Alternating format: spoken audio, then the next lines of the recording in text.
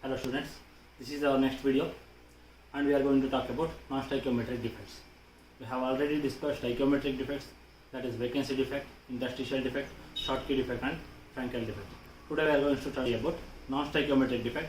Those are metal excess defect due to anionic vacancy and metal excess due to cation in the interstitial sites, and also the metal deficiency defects and impurity defects. These are the types of defect we are going to study today. But before going to study about that, some of you have asked doubt about how the volume remains constant. Okay, so we will discuss about that. Then we will go to non-stoichiometric defect. Here you should mind that the volume of the crystal we are considering here, not the volume of the atom. So ಇಲ್ಲಿ ನಾವು consider ಮಾಡ್ತಿರೋದು crystal volume consider ಮಾಡ್ತಿರೋದ್ರಿಂದ ಇದು ಕೂಡ constant ಆಗಿ ಉಳ್ಕೊಂಡಿರುತ್ತೆ. So ನಮಗೆ density ಏನಾಗುತ್ತೆ, decrease ಆಗುತ್ತೆ. I'll explain it. See, this is our matchbox. We have matchsticks here. These are our atoms arranged in a crystal lattice. This is the volume of the crystal actually. If I remove one atom, see, that is if I remove one matchstick, does this volume changes? This volume remains the constant. That is, volume of the crystal remains constant even if we remove one atom. If we remove all the atoms or if we remove maximum number of atoms, then only the volume of the crystal changes. But if I remove one atom, that does not change the volume of the crystal. So here this matchbox is a orthorhombic crystal. That is, this side is not equal to this side and this side is not equal to this side. That is, in orthorhombic, A not equal to B not equal to C, and all the angles are equal to 90 degree. You can see here this angle is 90 degree, this angle is 90 degree, and also this angle also 90 degree. That is, alpha is equal to beta is equal to gamma is equal to 90 degree. But the sides are not the same. This side is not equal to this side and this side is not equal to this side, or this side is not equal to this side. All the sides are different. Whereas if you consider this box is a type of tetragonal crystal. That is, tetragonal crystal in which this side is equal to this side. That is, A is equal to B but not equal to this side. This side is different than these two sides. That is why A is equal to B, not equal to C. But the angles are equal to 90 degree. You can see here, this is 90 degree, this is 90 degree, and this is 90 degree. So alpha is equal to beta is equal to gamma is equal to 90 degree. So you can imagine, if I say orthorhombic crystal, you can imagine matchbox. If I write tetragonal, you can imagine this cuboid type of box. Okay. And also you might have seen in hardware shops.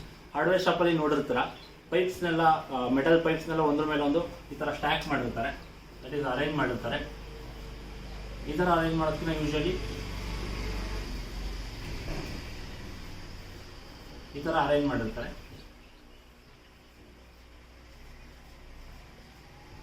Suppose ನೋಡಿರ್ತೀರ,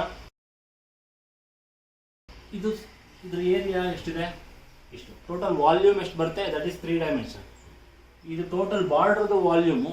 suppose ಮಧ್ಯದಿಂದ ಒಂದು pipe ತೆಗಿತಾರೆ, ನೋಡಿರ್ತೀರ, ಈ pipe ಆಚೆ ತೆಗೆದ್ರೆ ಆ total volume ಅದೇ ಥರ ಇರುತ್ತೆ. ಇಲ್ಲೇನು ಚೇಂಜ್ ಆಗಲ್ಲ. ಪೈಪ್ ಆಚೆ ಬಂದಿರುತ್ತೆ, ಇಲ್ಲಿ ಎಂಟಿ ಸ್ಪೇಸ್ ಇರುತ್ತೆ, ಬಟ್ ಏನಿರುತ್ತೆ ಈ ಸ್ಟ್ರಕ್ಚರ್ ಅದೇ ಥರ ಮೇಂಟೈನ್ ಆಗುತ್ತೆ.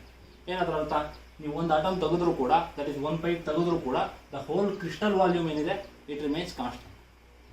ಇದನ್ನು ಮ್ಯಾಥಮೆಟಿಕಲಿ ಹೇಳಬೇಕು ಅಂದರೆ you can consider cube also your unit cell. ನಿಮ್ಮ ಯೂನಿಟ್ ಸೆಲ್ ಕನ್ಸಿಡರ್ ಮಾಡಿದ್ರೆ ಈಸಿಯಾಗಿ ಅರ್ಥ ಆಗುತ್ತೆ. ಇಲ್ಲಿ if you consider body centred unit cell, see this is your body centred unit cell. ಇಲ್ಲಿ ಸಪೋಸ್ ನಾವು ಈ ಕಾರ್ನಲ್ಲಿ ಒಂದು ಆಟಮ್ ಬಂದರೆ ಏನಾಗುತ್ತೆ, ಒಂದು ಆಟಮ್ ಮಿಸ್ಸಿಂಗ್ ಆಗಿದೆ, but it is again a cube. Cube shape is not distorted. The volume of the cube is remaining constant here. So mathematically D is equal to Zm by Na A cube. This A cube never changes because it is dependent on edge length, and if edge length is A, then the volume is A cube always. Whereas this Z changes. As the Z changes, corresponding mass also decreases. If there are 10 atoms, then it will be 10m. If there are 9 atoms, then it will be 9m. obviously it has decreased. So density decreases, but the volume remains constant. I hope you have understood how volume remains constant. Keep it in mind, the volume of the crystal is important here, not the volume of the atom. That is why we are talking density decreases, but the volume remains constant, or density increases, but the volume remains constant. So, and I have already told you, I will explain about self-interstitial defect. There are different types of interstitial defect actually. We have discussed about interstitial defect as it was there in NCERT. That is a defect which arises in non-ionic compounds, whereas this self-interstitial defect occurs in the atoms which are smaller in size. That may be non-ionic also, but this usually occurs in ionic crystals. So that crystal is already called as Frenkel defect. But keep it in mind, there is possibility where the atomic non-ionic crystals also having the smaller size can occupy the interstitial site. So here, in our previous interstitial defect, there was one additional atom along with the lattice atoms. Whereas here what happens, one of the lattice atom enters the interstitial site. That means it generates a vacancy here, and occupies the interstitial site. So the number of atoms remains same. Same. So what happens to density? Density should remain same. Because one of the lattice atom is entering the interstitial site, but these interstitial sites are there in the crystal only. If you consider this whole crystal, the whole crystal has same number of atoms and the same volume, and hence density does not change in self-interstitial defects. Whereas in that interstitial defect, what happens, there are lattice atoms, in addition to that one atom is present, so the density increases. These are the two different type of interstitial defects. So before going to non-stoichiometric defects, we will learn about the differences between stoichiometric defect and non-stoichiometric defect. We have already studied that ratio remains constant in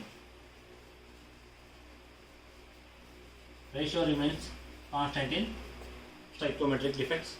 What is this ratio? This is ratio of combining atoms. And the condition is it should be in whole number ratio. Whereas here in non-stoichiometric defects, the ratio changes. Our ratio is not constant, or it is not whole number ratio.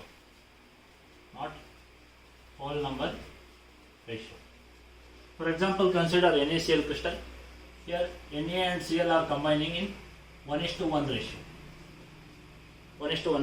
If Schottky defect arises, what happens? 1 Na plus as well as 1 Cl minus will leave their lattice. That's why what happens? If there were 10 atoms, 10:10 was the previous ratio. There are 1 Na plus and 1 Cl minus which are removed from the pure crystal. So what happens? 9 Na plus and 9 Cl minus are present. So the ratio remains 1:1. Whereas here, if you consider FeO, this is also combining in the ratio 1:1. If non-stoichiometric defect occurs, what happens here? Here, suppose there were 100 atoms of Fe and 100 atoms of O.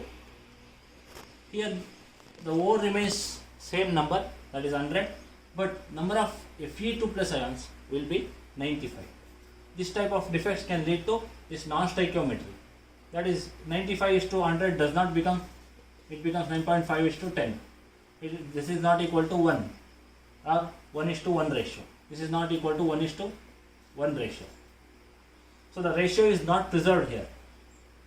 Before the defect, it was 100:100, that is 1:1. After the defect, it becomes 95:100, that is not 1:1. So this is called non-stoichiometry, and hence ratio is not preserved in non-stoichiometry, whereas it is preserved in stoichiometric defects. They obey law of constant composition. You should keep it in mind, that I am talking about stoichiometric defects and non-stoichiometric defects. Even after the defect arises, if they obey law of constant composition, they are called as stoichiometric defects. But here what happens in non-stoichiometric defects? They don't obey do not obey law of constant composition. Law of constant composition. What is law of constant composition? It states that every chemical compound will combine or contain elements in their ratio with respect to their weight. That means the ratio of the combining atoms will be constant with respect to their weight. That is the law of constant composition. So here in stoichiometric defects, even after the defect arises, the law of constant composition is obeyed. Whereas here, after the non-stoichiometric defect, the law of constant composition is not obeyed. So the next difference is, they are called as Daltonite compounds. Daltonite compounds. This is because Dalton identified that the compounds exhibits in their stoichiometric ratio, whereas this non-stoichiometric defect, after the non-stoichiometric defect, those compounds are called Bartholinoid compounds.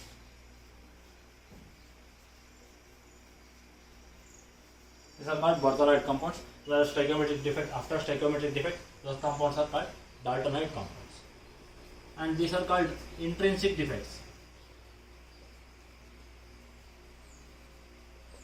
Whereas non-stoichiometric defects are extrinsic defects.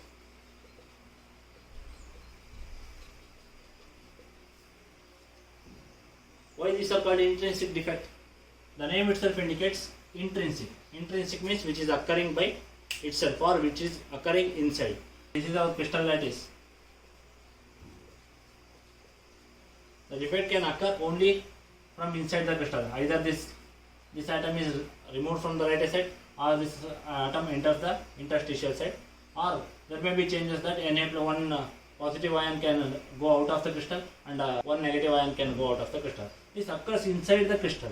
The crystal defect is due to the change in inside of the crystal. Whereas in extrinsic defect, this happens in non-stoichiometric defect. It happens by the impurities. Impurities are due to the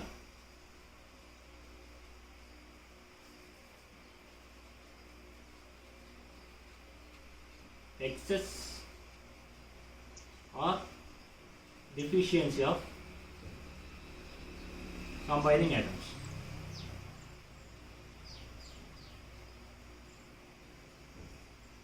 Here in intrinsic defect, this defects arises due to the change in inside of the crystal, that is due to the lattice atoms changes. Whereas here in extrinsic defect, these defects, non-stoichiometric defects, can occur due to impurities, that is addition of foreign compounds, or either in excess or deficiency of some combining atoms. This is by the external factor, whereas this is by the internal factor. Hence it is called intrinsic defect, it is called extrinsic defect. And the next difference is thermodynamic defect. These are called thermodynamic defect, whereas they are not called as thermodynamic defects. Why these are called thermodynamic defects? Because they are more dependent on temperature. Stoichiometric defects are dependent on temperature, and the stoichiometric defects arises majorly due to the temperature. Whereas here, the non-stoichiometric defects arises mostly due to the composition.